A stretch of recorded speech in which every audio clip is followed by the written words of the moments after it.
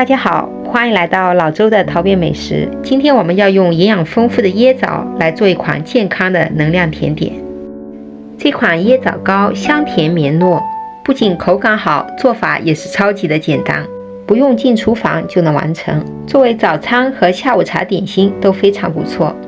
准备洗干净去核的椰枣200克，坚果部分可按个人喜好做等量的变换。今天准备的是全麦的消化饼干4片，共60克。当然你也可以用其他的饼干来代替。先掰碎放入料理机，接着加入烤熟的花生和核桃，然后加入盐1克增加风味。磨碎的过程当中多观察一下，想吃略带颗粒口感的，像这样子就可以了。最后加入椰枣，混合搅拌成团。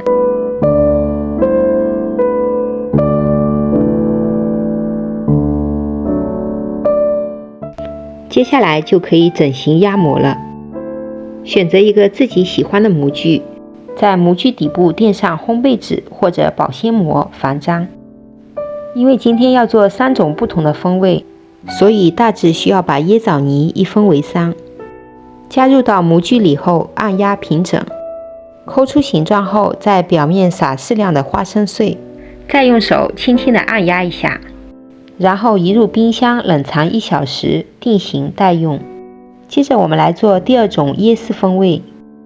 先在模具底部撒上1层椰丝，然后同样的加入1/3椰枣泥，按压平整，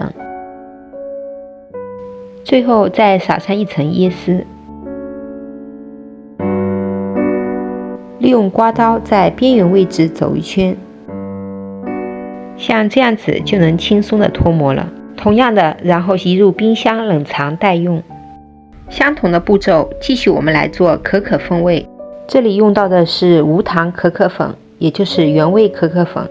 最后将剩余的椰枣泥都加进来，按压平整后撒上可可粉。脱模后移入冰箱冷藏1小时或冷冻20分钟即可。简单又快手的椰枣糕就制作完成了。小小一块就富含了丰富的纤维素、矿物质和维生素，同时还富含多种抗氧化物质，强身健体的同时还能美容养颜。有空的时候大家可以多做一些，当做早餐或下午茶点心，切成小块包装一下，还可以作为随身携带的零嘴。喜欢吃甜点又不想发胖的朋友们一定要尝试一下。如果喜欢今天的分享，记得给我点赞。我是老周，我们下周再见。